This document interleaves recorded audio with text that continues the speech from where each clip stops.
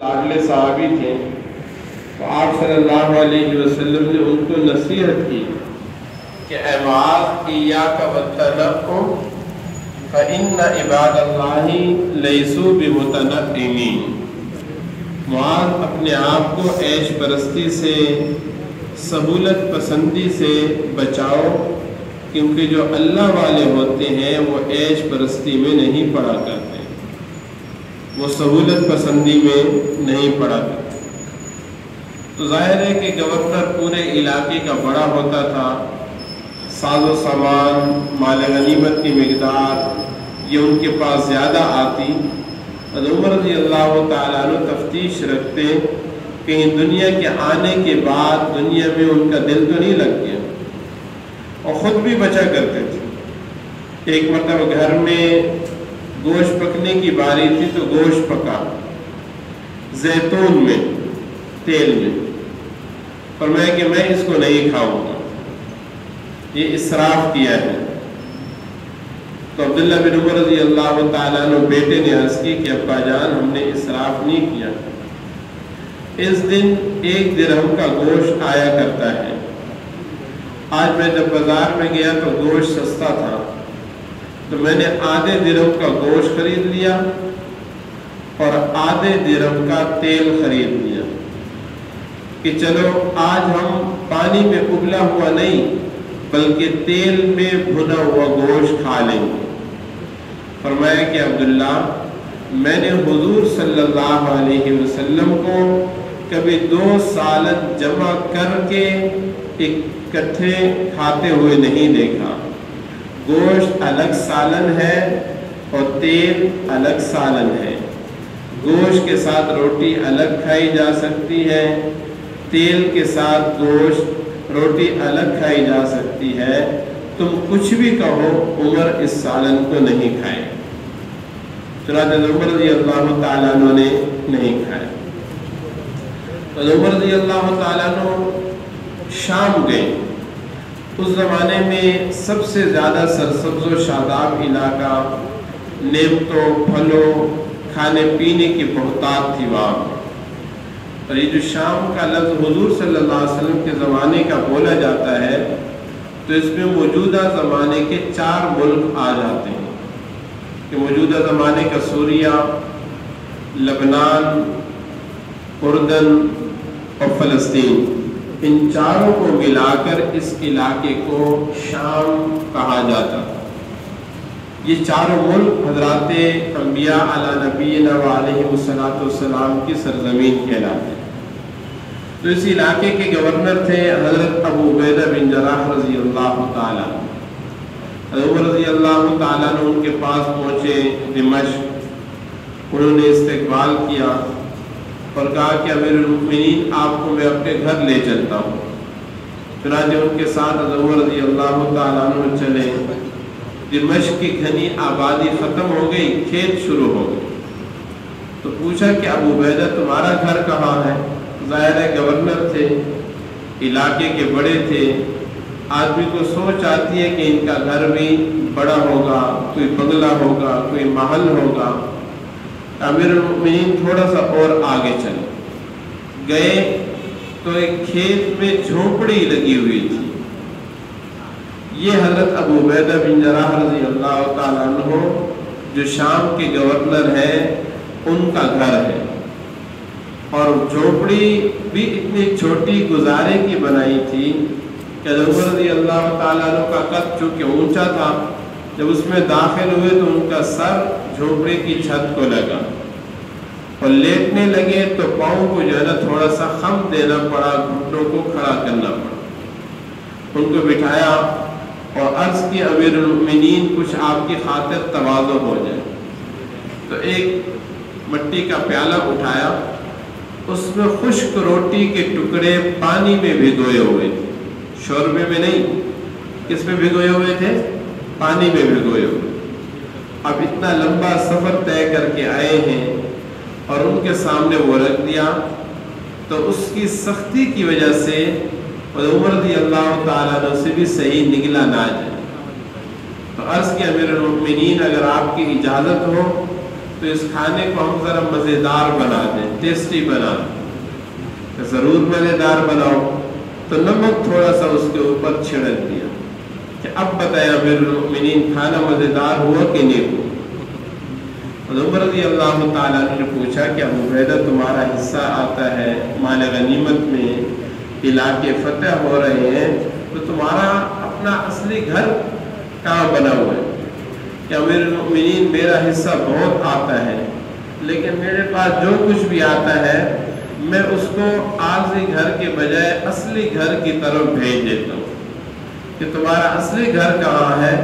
کہ امیر المؤمنین ایمان والے بندے کا اصلی گھر تو آخرت ہے۔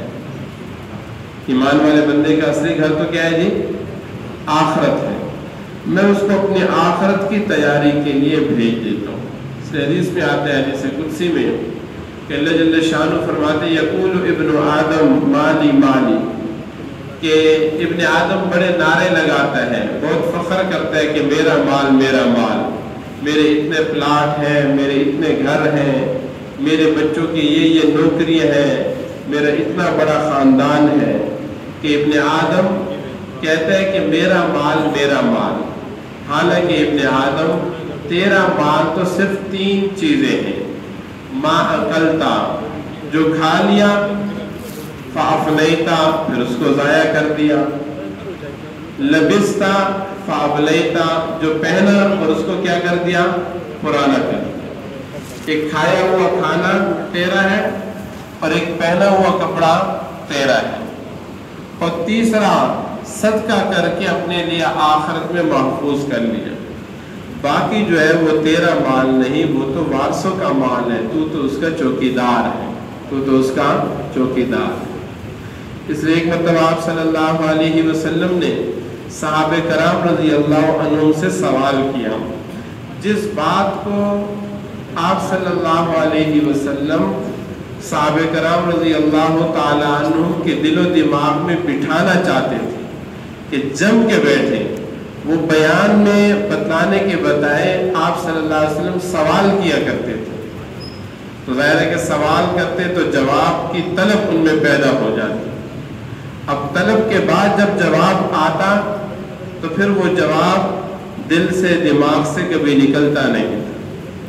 تو آپ صلی اللہ علیہ وسلم نے صحابہ کرام رضی اللہ عنہ سے پوچھا کہ تم میں سے کون ہے جس کو اپنے مال، اپنی جائیداد سے زیادہ اپنے وارث کا مال محبوب ہے، اپنے وارث کی جائیداد زیادہ محبوب ہے؟ تو صحابہ کرام رضی اللہ عنہ نے عرض کی یا رسول اللہ ایسا تو کوئی بھی نہیں ہے، ہر آدمی کو اپنا مال وارثوں کے مال سے زیادہ محبوب ہوتا ہے۔ تو حضور علیہ السلام نے فرمایا کہ نہیں، تم سب کے سب کو اپنے مال سے زیادہ اپنے وارثوں کا مال زیادہ محبوب ہے۔ عرض کی یا رسول اللہ وہ کس طرح؟ فرمایا کہ دیکھو تمہارا مال تو وہ ہے جو تم نے آخرت میں بھیج کر اس کا ثواب کما کر اپنے لیے محفوظ کر لیا، جو تمہارے پاس موجود ہے، اچانک موت آئی تو یہ کس کے پاس جائے گا؟ وارثوں کے پاس جائے گا۔ تو تمہیں موجود مال سے زیادہ محبت ہے، تو یہ مثال ہے کہ بندے کو اپنے مال سے زیادہ اپنے وارثوں کا مال محبوب ہوتا ہے۔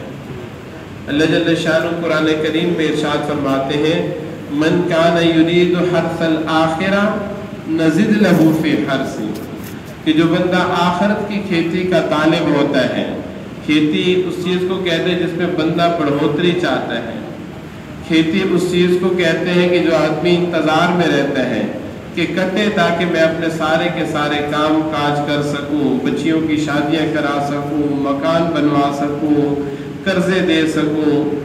تو فرمایا کہ جو آخرت کی کھیتی کا صرف طالب ہوتا ہے، چاہت ہوتی ہے، ہم اس کی کھیتی میں زیادتی دیتے ہیں، برکت دے دیتے ہیں۔ ومن کان یرید حرث الدنیا نؤتہ منہا، اور جو بندہ دنیا کی کھیتی کا طالب ہو کہ مجھے دنیا مل جائے، فرمایا کہ دنیا میں سے کچھ ہم اس کو دے دیتے ہیں۔ وما لہ فی الآخرۃ من نصیب، لیکن اس کو آخرت میں کچھ نہیں ملتا۔ جو آخرت کا طالب ہو اللہ اس کو دنیا بھی دیتا ہے، لیکن جو دنیا کا طالب ہو تو اس کو دنیا ساری نہیں ملتی، کچھ ملتی ہے اور آخرت سے محروم کر دیا جاتا ہے۔ ٹھیک ہے، اس میں آتا ہے ان اللہ یؤتی الدنیا من یحب ومن لا یحب، کہ اللہ تعالیٰ دنیا کا ساز و سامان، دنیا کا جاہ و مرتبہ، دنیا کی عزت، یہ اس کو بھی دیتے ہیں جو دنیا کا طالب ہو، اور اس کو بھی دیتے ہیں جس کے دل میں دنیا کی طلب بھی نہ پیدا ہوئی ہو۔ وَلَا يُؤْتِ الدِّينَ إِلَّا مَن يُحِبُّ، لیکن دین اللہ اس کو دیتے ہیں جس کو دین کی طلب۔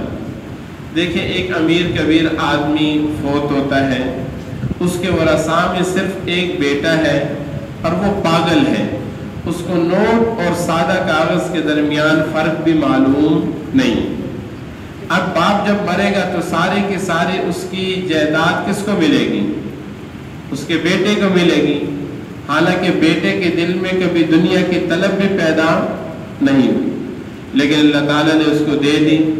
لیکن رہ گیا دین کا معاملہ، فرمایا دین اللہ اسی کو دیتا ہے جس کو طلب بھی ہو۔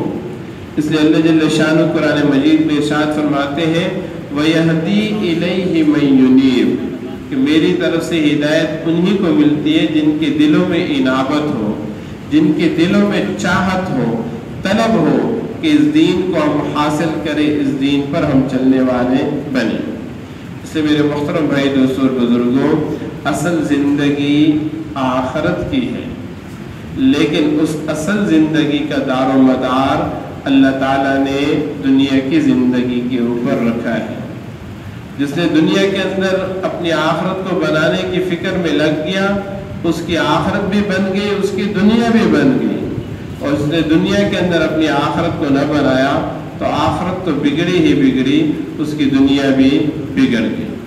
آپ صلی اللہ علیہ وسلم نے ایک مرتبہ ارشاد فرمایا کہ دل کے نورانی ہونے کی 3 علامتیں ہیں۔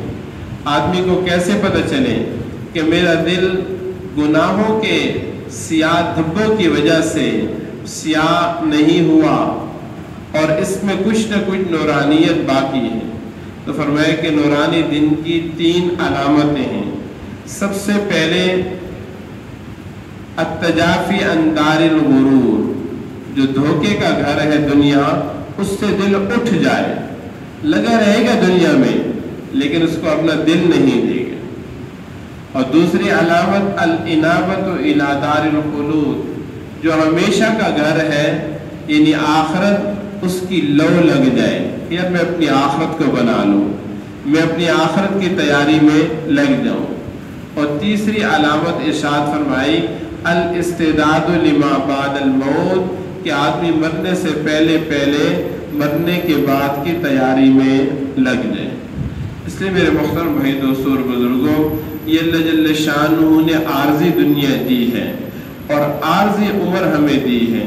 کامیابی یہ نہیں کہ مال و دولت آدمی کا بڑھ جائے، کامیابی یہ نہیں کہ نرینہ اولاد مل جائے، پوتوں پوتیوں سے گھر بھر جائے، کامیابی یہ نہیں کہ کار کوٹھی بنگلہ مل جائے، سرکاری نوکری لگ جائے، عہدہ منصب بڑھ جائے، نہیں، کامیابی 4 چیزوں کا نام ہے۔ ہمیشہ کی زندگی ملے، موت کبھی نہ آئے، ہمیشہ کی جوانی ملے، بڑھاپا کبھی نہ چھائے، ہمیشہ کی خوشیاں ملے، غم کا لمحہ بھی نہ دیکھنا پڑے، اور ہمیشہ کی صحت ملے، بیماری کا جھٹکا کبھی نہ ملے۔ فرمایا کہ یہ کامیابی آخرت میں ملے گی۔ حضور صلی اللہ علیہ وسلم نے ارشاد فرمایا ان اہل الجنہ، کہ جب جنت والے جنت میں داخل ہوں گے، ینادی منادن، سب سے پہلے جو وہاں پر اعلان ہوگا وہ یہ ہوگا ان لکم ان تحیوا فلا تموتوا ابدا، اب تم ہمیشہ ہمیشہ زندہ رہو گے، کبھی تم پر موت نہیں آئے۔ وَإِنَّ لَكُمْ أَن تَصِحُّوا فَلَا تَسْقَمُوا أَبَدًا، ہمیشہ ہمیشہ صحت مند رہو گے، اب کبھی بیماری تمہیں نہیں چھوئے گی۔ وَإِنَّ لَكُمْ أَن تَنْعِمُوا فَلَا تَبْأَسُوا أَبَدًا، ہمیشہ نعمتوں میں رہو گے، کبھی کوئی نعمت کم نہیں ہوگی۔ اور ہمیشہ ہمیشہ کی جوانی ملے گی، کبھی تم پر بڑھاپا نہیں آئے گا۔ اور یہ چاروں نعمتیں دنیا میں مل نہیں سکتی۔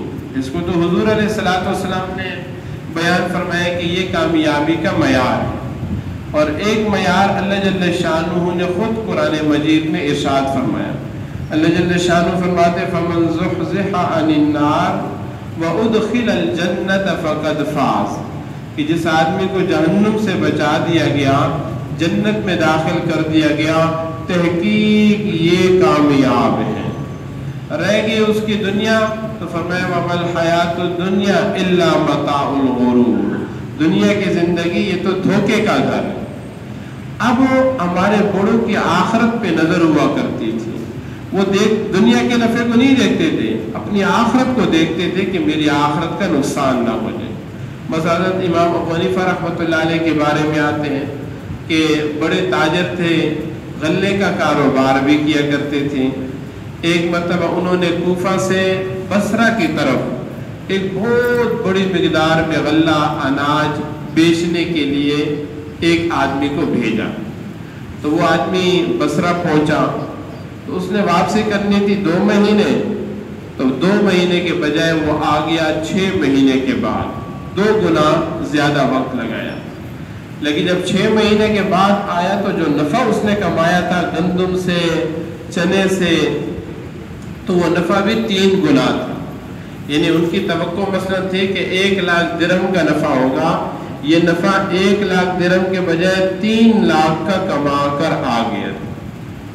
امام صاحب نے پوچھا کہ بھئی اتنا زیادہ نفع کیسے ہو گیا؟ اس نے کہا حضرت میں جب وہاں بصرہ میں پہنچا تو میں نے دیکھ لیا کہ بصرہ میں اس غلے کی شارٹیج پیدا ہونے والی ہے، کچھ عرصے کے بعد اس غلے کی قیمت بڑھنے والی ہے، تو میں نے اپنے غلے کو روک لیا، گودام میں رکھ لیا، سٹاک کر لیا۔ تو لوگوں کی ضرورت بڑھتی گئی اور میں نے اس کو روک کے رکھا، جب منڈی بالکل عروج پہ پہنچ گئی تو پھر میں نے اس کو بیچ دیا۔ انتظار تو کرنا پڑا لیکن اتنا زیادہ نفع ہو گیا۔ امام ابو حنیفہ رحمۃ اللہ علیہ نے فرمایا کہ نہیں، حضور صلی اللہ علیہ وسلم کے ارشاد ہے المحتکر ملعون، کہ جو بندہ غلہ روک کے رکھتا ہے اس لیے کہ یہ گرانی ہو اور ان دنوں میں لوگوں کو ضرورت ہے، یا عام طور پر لوگوں کے روکنے کی وجہ سے اس کی قیمت میں گرانی پیدا ہو رہی، فرمایا کہ یہ آدمی لعنتی ہے، یہ بندہ اللہ کی رحمت سے دور ہے، یہ بندہ نیک لوگوں کی دعاؤں سے دور ہے، یہ بندہ فرشتوں کی دعاؤں سے دور ہے، یہ دھتکارا ہوا ہے۔ کیا ہے جی؟ دھتکارا ہوا ہے۔ دیکھیں یہ جو قرآن و حدیث میں لعنت کا لفظ ہے نا، یہ مخصوص چند گناہ ہے، علماء نے اس کو جمع کیے، بہت کم گناہ ایسے ہیں جس میں قرآن و حدیث کے اندر اس پر لعنت آئی ہے۔ اس کی وجہ یہ کہ سب سے پہلے اللہ تعالیٰ نے لعنت کی جو پھٹکار کی ہے وہ شیطان پر کی ہے، وَإِنَّ عَلَيْكَ اللَّعْنَةَ إِلَىٰ يَوْمِ الدِّينِ، کہ جا تجھ پہ لعنت ہو قیامت کے دن تک۔ اب یہ بڑی سخت سزا ہے لعنت کی کہ بندہ اللہ کی رحمت سے دور ہو جاتا ہے۔ تو مخصوص گناہ ہے، ان میں فرمایا کہ جو بندہ ذخیرہ اندوزی میں لگے ان دنوں میں کہ چیزوں کی قیمت اوپر جا رہی ہے، اپنے نفع کو دیکھ رہا، اللہ کی اس کے اوپر لعنت ہے۔ اور دوسری حدیث میں آتا ہے ایسے بندے کو اللہ جل شانہ ان بیماریوں میں مبتلا کرتے ہیں جو دائمی ہوتی ہیں، موت آئے گی تو جان چھوٹے گی، موت سے پہلے وہ بیماری جان نہیں چھوٹتی۔ اب امام ابو حنیفہ رحمۃ اللہ علیہ نے کیا فرمایا اس آدمی سے کہ یہ سارے کے سارے نفع کو لے اور تو واپس بصرہ بھیجا اور وہاں کے غریبوں پر اس کو تقسیم کر کے آ، ایسا نفع مجھے نہیں چاہیے۔ یہ کیا چیز تھی؟ یہ آخرت کا استحضار تھا۔ یہ آخرت کے کیا تھا؟ استحضار تھا کہ میری آخرت کہیں خراب نہ ہو جائے، میری آخرت کہیں خراب نہ ہو۔ حضرت جریر بن عبداللہ البجلی رضی اللہ تعالیٰ عنہ بڑے خوبصورت صحابی تھے، اور حضور علیہ الصلوۃ والسلام کو ان سے اتنی محبت تھی یہ فرماتے ہیں کہ میں نے جب بھی آپ صلی اللہ علیہ وسلم کو دیکھا اپنی طرف دیکھتے ہوئے تو میں نے آپ کو مسکراتا ہوا ہی پایا ہے، لیکن حضور علیہ الصلوۃ والسلام کی باتوں پر کتنا عمل کرنے والے تھے کہ اپنے غلام کو بھیجا کہ جاؤ میرے لیے ذرا ایک اچھا سا گھوڑا خرید کر لاؤ۔ غلام گیا، ذرا تیز آدمی تھا، تو ایک آدمی سے پوچھا گھوڑا کتنے کا دو گے؟ تو بات اس کے ساتھ طے کر لی، سمجھا کے، بارگیننگ کر کے، کیا کر کے جی؟ بارگیننگ کر کے 400 درہم پہ وہ لے کر آ گئے۔ تو جریر بن عبداللہ رضی اللہ تعالیٰ عنہ نے غلام سے کہا کتنے کا خریدا ہے؟ کہ جی 400 کا لے کر آیا ہوں۔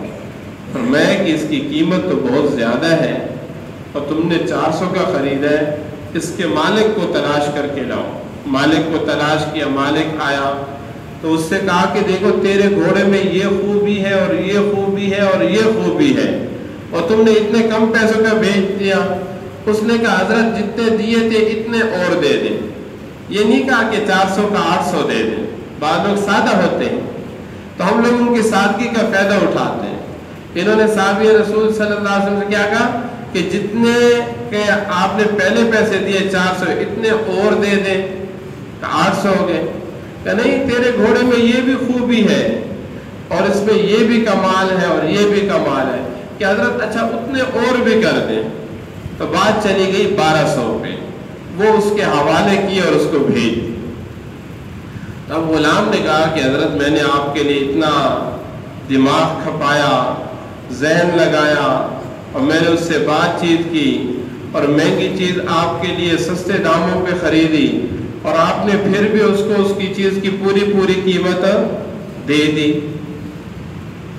تو حضرت جریر بن عبداللہ رضی اللہ تعالیٰ فرمایا کہ بھئی بات یہ ہے، بایعنا علی ید رسول اللہ صلی اللہ علیہ وسلم النصح لکل مسلمی، ہم نے تو حضور علیہ الصلوۃ والسلام کے ہاتھ پر بیعت کی تھی، ہم نے تو آپ صلی اللہ علیہ وسلم کیا عہد دیا تھا کہ ہم ہر مسلمان کا بھلا چاہیں گے، ہم ہر مسلمان کا کیا کریں گے؟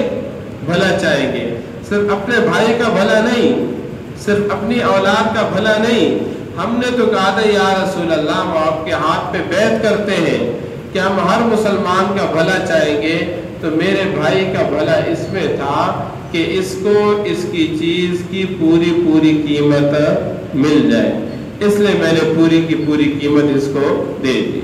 یہ آخرت کی سوچ تھی۔ کس کی سوچ تھی جی؟ آخرت کی سوچ۔ اب دنیا کی سوچ تو یہ تھی کہ چلو بھئی 800 درہم بچ گئے، لیکن آخرت کی سوچ تھی، آخرت کو ترجیح دی تو دنیا کو نقصان پہنچا دیا، دنیا کو نقصان پہنچا دیا۔ حضور پاک صلی اللہ علیہ وسلم نے صحابہ کرام رضی اللہ تعالیٰ عنہ اجمعین پر ایسی محنت کی کہ ہر آن ہر گھڑی وہ اپنی آخرت کو سوچنے والے تھے، اپنی آخرت کی زندگی بنانے والے تھے۔ ایک شخص نے حضرت ابوبکر صدیق رضی اللہ تعالیٰ عنہ کو گالی دی، آپ خاموش ہو گئے، پھر وہ گالی دی، آپ چلنے لگے، وہ بھی ساتھ چلنے لگا۔ جب گھر آیا قریب تو اس کو کہا کہ کچھ اور کہنا ہے تو کہہ دو۔ اس نے کہا میں تمہیں ایسی گالی دوں گا جو قبر میں تیرے ساتھ ہوگی، قبر میں بھی تیرے ساتھ جائے گی، ایسی گالی دوں گا۔ اب حضرت ابوبکر صدیق رضی اللہ تعالیٰ نے جواب دیا کہ لا معیہ بل معک، بھائی میرے وہ جو گالی تم مجھے دو گے وہ میری قبر میں نہیں جائے گی، تیری قبر میں جائے گی۔ گالی کا گناہ کس کے ساتھ جائے گا؟ گالی دینے والے کے ساتھ جائے گا۔ اب ایک حدیث میں آپ صلی اللہ علیہ وسلم نے ارشاد فرمایا کہ جو بندہ وارث کے حصے کو کاٹتا ہے، جو بندہ وارث کے حصے کو کاٹتا ہے تو اللہ تعالیٰ جنت میں اس کے حصے کو کاٹ دے دیتے ہیں۔ جنت پہ ہر بندے کا پلاٹ رکھا ہوا ہے، یہ حدیث میں آتے ہیں، جنت میں ہر بندے کا حصہ رکھا ہوا ہے، چاہے وہ بندہ جنتی ہو چاہے وہ بندہ جہنمی ہو، ہر بندے کا اللہ نے حصہ رکھا ہے، اور جہنم میں بھی ہر بندے کی جگہ رکھی ہوئی ہے۔ تو جو لوگ دوزخی بن جاتے ہیں ان کا حصہ اہل جنت کو انعام میں بونس میں دے دیا جاتا ہے، اور جو ہمیشہ کے جنتی ہوتے ہیں تو ان کی دوزخ کا جو حصہ خدا نہ خواستہ یہ گنہگار ہوتے وہاں کے جہنمیوں کو سزا میں دوہرا کر کے دے دیا جاتا ہے۔ تو پلاٹ ہر بندے کے نام کا رکھا ہوا ہے، اب کوئی وصول کرے گا جنت سے، کوئی نہیں کرے گا۔ لیکن حضور علیہ الصلوۃ والسلام نے ارشاد فرمایا کہ جو بندہ وارث کے حصے کو کاٹتا ہے کہ چلو جی بہن کے حصے کو دبا لیا، اس کو بیلا پسلا دیا، تھوڑے پیسے پہ ان کو راضی کر دیا، انگوٹھے ان سے لگوا دیے، تو آپ صلی اللہ علیہ وسلم نے ارشاد فرمایا کہ جو بندہ وارث کے حصے کو دنیا میں کاٹتا ہے، دباتا ہے، تو اللہ تعالیٰ جنت میں اس کے حصے کو کاٹ دیتے ہیں۔ اللہ تعالیٰ جنت میں اس کے حصے کو کیا کر دیتے ہیں؟ کاٹ دیتے ہیں۔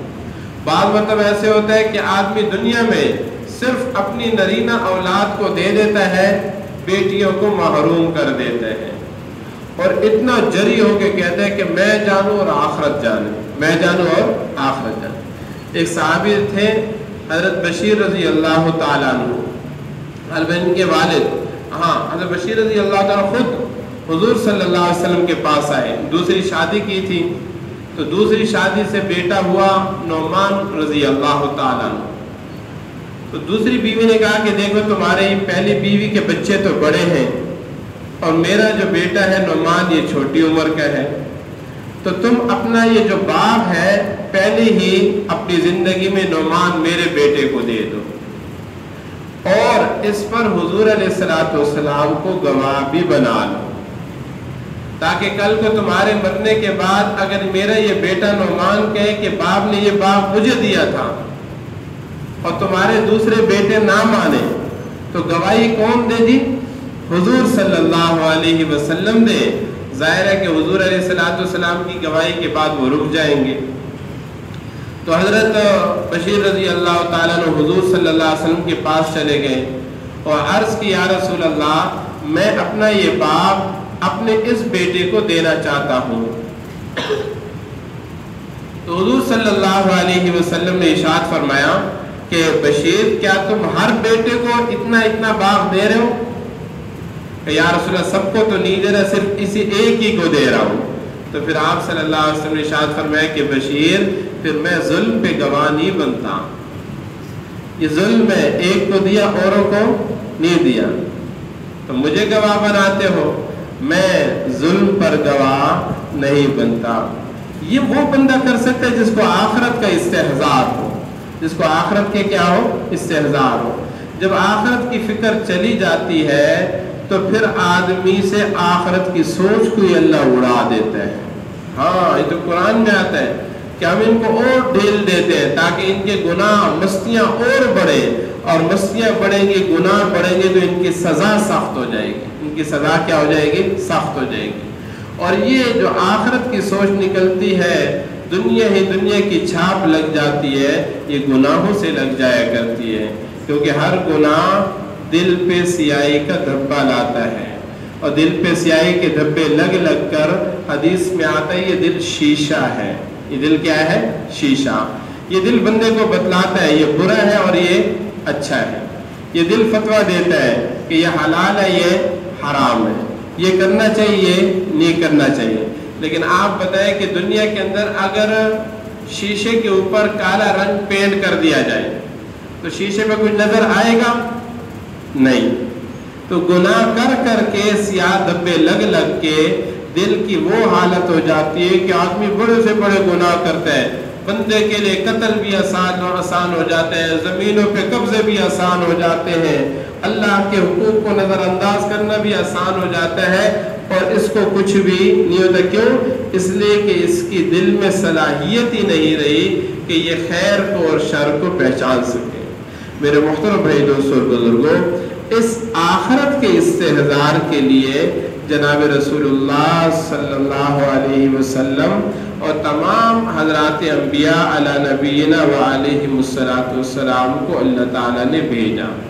حضرات انبیاء علیہم السلام کو اللہ جل شانہ نے کسی کو کتاب دی، کسی کو صحیفے دیے، باقاعدہ شریعت دی۔ حضور علیہ السلام کو اللہ تعالیٰ نے قرآن کریم جیسی مقدس کتاب دی، لاکھوں احادیث کا مجموعہ آپ صلی اللہ علیہ وسلم نے اقوال افعال کی صورت میں امت تک پہنچایا اور اس دین میں یہ بتلایا کہ دیکھو جو دین پہ چلے گا تو اس کی دنیا بھی بنے گی، اس کی آخرت بھی بنے گی، اور جو دین سے ہٹ کے چلا، اس نے دین سے اعراض کیا، روگردانی کی، اللہ کے حکم کا علم ہے پھر بھی اس پہ نہ چلا، حضور علیہ السلام کے سنت طریقوں کو چھوڑ دیا، اس کی آخرت بھی بگڑی اور اس کی دنیا بھی بگڑی۔ لیکن حضور علیہ السلام ہو چاہے آپ صلی اللہ علیہ وسلم سے پہلے کے حضرات انبیاء علی نبینا وعلیہم السلام ہو، سب کا جو طریقہ محنت تھا وہ ایک تھا، یکساں تھا، اس میں کوئی تبدیلی نہیں تھی۔ وہ طریقہ محنت کیا تھا؟ وَإِلَىٰ عَادٍ أَخَاهُمْ هُودًا قَالَ يَا قَوْمِ اعْبُدُوا اللَّهَ مَا لَكُم مِّنْ إِلَٰهٍ غَيْرُهُ وَإِلَىٰ ثَمُودَ أَخَاهُمْ صَالِحًا قال يا قوم اعبدوا الله ما لكم من إله غيره وإلى مدين أخاهم شعيبا قال يا قوم اعبدوا الله ما لكم من إله غيره۔ ہر نبی کا طریقہ محنت کیا تھا کہ دیکھو لا الہ الا اللہ، ایک اللہ سے ہوتا ہے، اللہ کے حکموں سے ہوگا، اللہ کے دین پہ چلنے سے ہوگا، اللہ کے علاوہ جتنا اللہ کا غیر ہے اس اللہ کے غیر سے نہ آج تک ہوا ہے، نہ ہو رہا، نہ کبھی ہوگا۔ اب اس کی آدمی دعوت بھی دیتا رہے، اس میں آدمی عملی مشق بھی کرتا رہے کہ شیطان کہہ رہا کہ جھوٹ بولے کام بن جائے گا، لیکن یہ دل کو سمجھا رہا ہے کہ نہیں، اللہ تعالیٰ نے نجات کس میں رکھی ہے جی؟ سچ میں رکھی۔ اب حضور علیہ السلام اس مبارک محنت کو لے کر آئے اور یہ مبارک محنت اللہ جل شانہ نے امت کے ہر فرد کے ذمے لگائی۔ اس کے لیے کہا جاتا ہے کہ آدمی اللہ کے راستے میں نکلے، اس مبارک محنت کو سیکھے، اللہ کی بڑائی کو بولنے والا بنے، اللہ کے غیر کی نفی کرے، اپنی جان لگائے، اپنا مال لگائے، جان بھی اپنی اور مال بھی اپنا۔ صحابہ کرام رضی اللہ عنہ کا مزاج بھی یہی تھا، اور قرآن بھی جگہ جگہ یہی اعلان کرتا ہے جاہدوا باموالہم وانفسہم، کہ مجاہدہ کرے، مال بھی اپنا لگا کر اور جان بھی اپنی لگا کر۔ یہ جو وقت لگانے سے آدمی پر فرق آتا ہے، آدمی کی زندگی پہ اثر پڑتا ہے، آخرت کی ایک لو لگتی ہے، تو اس کے لیے ضروری ہے کہ طرز بھی وہی ہو۔ کیا؟ یجاہدون باموالہم وانفسہم، کہ مال بھی آدمی اپنا لگائے اور جان بھی آدمی کیا لگائے جی؟ اپنی لگائے۔ آج کل کیا کرتے ہیں جی مال والے کہ جی 2-4 آدمیوں کو 4 مہینے پہ بھیج دو تو خرچہ میں دے دوں گا، کوئی سال پہ جا رہا اس کے پیسے میں دے دوں گا۔ اب سال پہ جانے والا جان اپنی لگا رہا، مال اپنا نہیں لگ رہا، اور مال والا مال لگا رہا لیکن اپنی جان نہیں لگا رہا۔ یہ ایسا ایک ضابطہ ہے قرآن مجید میں کہ آدمی جان بھی اپنی لگائے، مال بھی اپنا لگائے، کہ اس ضابطے کو قرآن کریم جیسی اصولی کتاب میں اللہ تعالیٰ نے ایک نہیں کئی مرتبہ ذکر کیا۔ حالانکہ بڑے بڑے عام مسائل ہیں، قرآن میں اس کو جگہ نہیں دی گئی، قرآن میں صرف اشارے کیے گئے، لیکن یہ نقطہ سمجھانے کے لیے ایک نہیں کئی مرتبہ کہا کہ جو بندے کو فائدہ ہوگا وہ کب ہوگا کہ مال بھی اپنا لگے اور جان بھی اپنا لگے، جان بھی اپنے لگے۔ اس لیے میرے محترم بھائی دوستو بزرگوں، اللہ کے راستے میں نکلنا، نکل کر دین کو سیکھنا، اس عزم کے ساتھ کہ اس دین کو میں نے سارے کے سارے عالم کے اندر پہنچانا ہے۔ اس وقت حضرت مولانا نذر الرحمان صاحب دعوت برکاتہ العالیہ فرماتے ہیں کہ اس مبارک محنت کی مثال کشتی نوح علیہ السلام کی ہے، کہ جو کشتی میں بیٹھ گئے نجات پا گئے، ورنہ پانی کے طوفان نے ان کو غرق کر دیا۔ اس وقت اس مبارک محنت کے ساتھ کسی نہ کسی طریقے سے بندہ وابستہ ہو جائے، لگ جائے، نہ گشت چھوٹے، نہ تعلیم چھوٹے، نہ بیان چھوٹے۔ کیوں میں لگا رہا ہوں؟ کیوں؟ تاکہ گناہوں کے سمندر کے اندر میں کہیں غرق نہ ہو جاؤں۔ جب بندے کی نیت خالص ہو جائے، کہ میں نے اپنے آپ کو تادم مرگ حضور پاک صلی اللہ علیہ وسلم کی اس مبارک محنت کے لیے وقف کرنا ہے تو پھر اللہ جل شانہ قبول فرما لیتے ہیں۔ اس کے لیے کہا جاتا ہے کہ جن حضرات کے 4 ماہ نہ لگے ہوں وہ تو جلد از جلد 4 ماہ لگا کر اس مبارک محنت کو سیکھے لیے، اور سیکھ کے دن رات بندہ اس میں لگا رہے، دن رات منڈی میں جا رہا ہے دعوت چل رہی، چنگچی میں جا رہا ہے دعوت چل رہی، دکان پہ جا رہا ہے دعوت چل رہی، کبھی زبان سے دعوت دے رہا ہے، کبھی عمل سے دعوت دے رہا، کبھی کس سے دعوت دے رہا جی؟ عمل سے دعوت دے رہا۔ کہ ایک بندہ دھوپ میں ریڑھی پہ کھڑا ہے کہ جی پیاز کس طرح دھڑی ہے کہ 270 روپے دھڑی ہے، کہ اچھا چلو جی 300 روپے، وہ بقایا دینے لگا کہ نہیں یہ 30 روپے تمہارا انعام ہے کہ تم اتنی تپتی ہوئی دھوپ میں ٹھہر کر رزق حلال کمانے میں لگے ہو۔ اب وہ کیا کہتے ہیں ریڑھی والا کہ یار یہ تبلیغ والے تو بڑے اچھے لوگ ہوتے ہیں، مجھے بھی تبلیغ میں جانا چاہیے، مجھے بھی کس میں جانا چاہیے؟ تبلیغ میں جانا چاہیے۔ جماعت رات کو اتری اڈے پر، رات 1-2 بجے کا وقت ہے، چنچی والے سے پوچھا ہاں بھائی مرکز جانا ہے کتنے پیسے لو گے؟ اس نے کہا جی 150 روپے لیں گے، کہ چلو جی بیٹھو۔ یہاں پہنچ کر ایک ساتھی نے کہا 4 چنچیاں ہیں، چلو جی 150 روپے اجتماعی پیسوں سے اور 200 روپے 50-50 آپ چاروں کا انعام ہے۔ تو وہ حیران کیوں انعام دے رہے ہو؟ کہ دیکھو رات کے اندھیرے میں لوگ چوریاں کرتے ہیں اور آپ لوگ رات کے اندھیرے میں رزق حلال کے کمانے میں لگے ہوئے ہو۔ بتائیں جی اگر ہماری جماعت والے ساتھی چنچی میں ان کو دعوت نہ بھی دے زبان سے، لیکن یہ جو عمل ہوگا اس سے دعوت پڑے گی کہ نہیں پڑے گی؟ تو ہم نے اپنے آپ کو اس محنت کے لیے وقف کرنا ہے۔ دعوت کا تعلق صرف بندے کی زبان سے نہیں ہے، دعوت کا تعلق بندے کے اعمال سے بھی ہے، بندے کے حرکات و سکنات سے بھی ہے۔ حضور علیہ السلام کی جو یہ ہمیں احادیث پہنچتی ہے 10 لاکھ سے بھی زیادہ، یہ ساری کی ساری احادیث حضور علیہ السلام کی بیان فرمودہ آپ صلی اللہ علیہ وسلم کے لب مبارک سے نکلی ہوئی، زبان مبارک سے نکلی ہوئی نہیں ہے۔ کچھ احادیث وہ ہیں جو حضور علیہ السلام نے زبان سے بیان کی، اور کچھ احادیث یہ ہیں جو آپ صلی اللہ علیہ وسلم کے عمل کو بتلایا گیا۔ جیسے حضرت حذیفہ رضی اللہ تعالیٰ فرماتے ہیں کہ کان رسول اللہ صلی اللہ علیہ وسلم حزب امر فزع الی الصلاۃ، حضور علیہ السلام کو جب بھی کوئی سخت مشکل کام پیش آتا آپ فوراً نماز کی طرف متوجہ ہو جاتے ہیں۔ اب دیکھیں یہ حدیث ہے، لیکن اس حدیث میں حضور علیہ السلام کی زبان مبارک کا کوئی حصہ نہیں ہے۔ اس میں کیا بیان کیا گیا ہے؟ آپ صلی اللہ علیہ وسلم کا عمل بیان کیا گیا ہے۔ میرے محترم بھائی دوستوں اور بزرگوں، جب آدمی اپنے آپ کو وقف کر دیتا ہے حضور علیہ السلام کی مبارک محنت کے لیے، پھر اللہ تعالیٰ دکھاتے ہیں۔ یہ تو جی کہ دنیا کے اندر شعبے درجے ہوتے ہیں کہ جی یہ فلاں درجے کا آدمی، یہ فلاں درجے کا آدمی، یہ فلاں درجے کا آدمی ہے۔ یہ تو آخرت میں چلے گا۔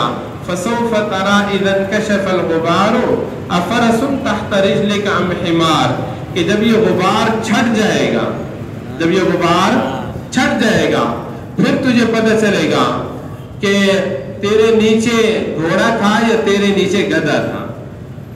بعض ایسے آدمی ہوں گے کہ ان کے نام کوئی کسی کو پتہ نہیں ہوگا، لیکن آخرت میں وہ درجات لیے بیٹھے ہوں گے کہ ہمارے تصور سے بھی اوپر ہوں گے۔ بعض ایسے آدمی ہوں گے کہ ان کے درجات دنیا میں ہمارے سامنے تھے، لیکن آخرت میں وہ چھوٹے درجے ہوں گے۔ یہ دل کا تعلق اللہ سے بنانا ہے۔ کس کا تعلق بنانا ہے جی؟ دل کا تعلق اللہ سے بنانا ہے۔ اس لیے کہتے ہیں کہ آدمی انفرادی دعوت میں زیادہ لگے۔ انفرادی دعوت جتنی دیتا رہے گا، اللہ کی بڑائی بیان کرتا رہے گا، یہ اللہ سے اس کا تعلق بنتا رہے گا۔ تو انشاءاللہ اسی بارے میں مغرب کے بعد بھی بات ہوگی۔ آپ حضرات اپنے عزائم پختہ کریں اور نیت کریں کہ انشاءاللہ پوری زندگی ہم نے اس مبارک محنت کو کرتے کرتے مرنا ہے اور مرتے مرتے کرنا ہے۔ سب کے ارادے ہیں نا انشاءاللہ؟ اب انشاءاللہ نماز